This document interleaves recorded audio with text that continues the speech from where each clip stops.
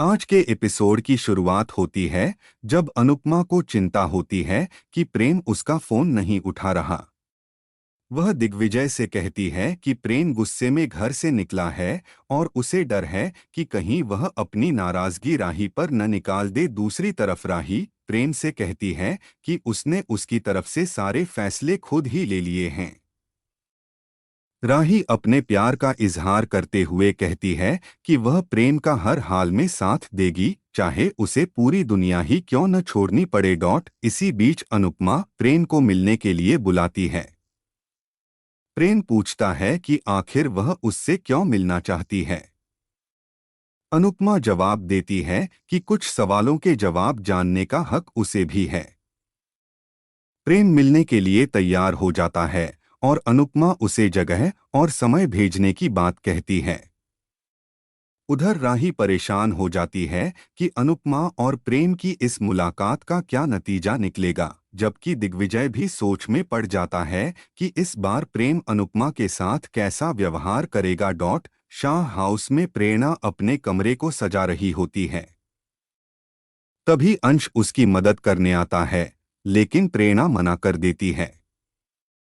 वह दुख जताती है कि उनकी शादी के बाद का पहला दिन भी प्रेम की वजह से खराब हो गया, क्योंकि घर के सभी लोग सिर्फ प्रेम और अनुपमा की बातों में उलझे हुए हैं।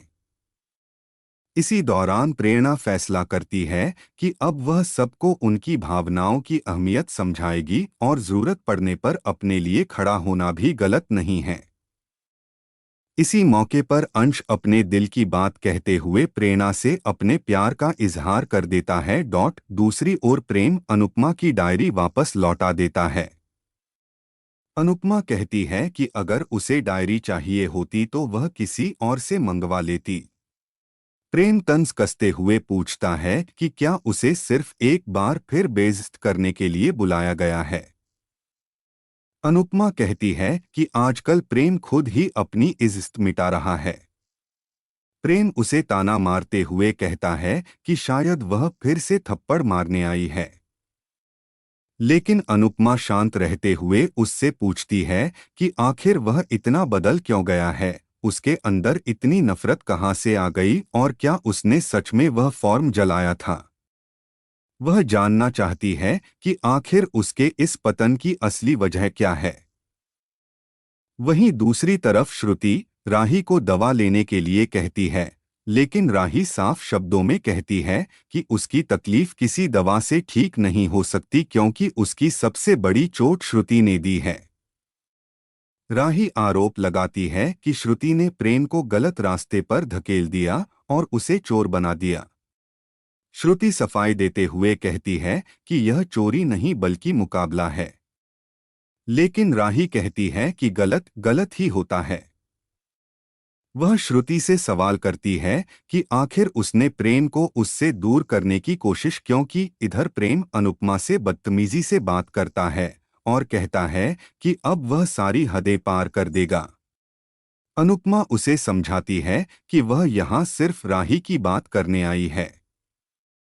प्रेम दावा करता है कि राही उसके साथ है, लेकिन अनुपमा कहती है कि राही उसका साथ इसलिए नहीं दे रही क्योंकि वह सही है, बल्कि इसलिए क्योंकि वह उससे सच्चा प्यार करती है।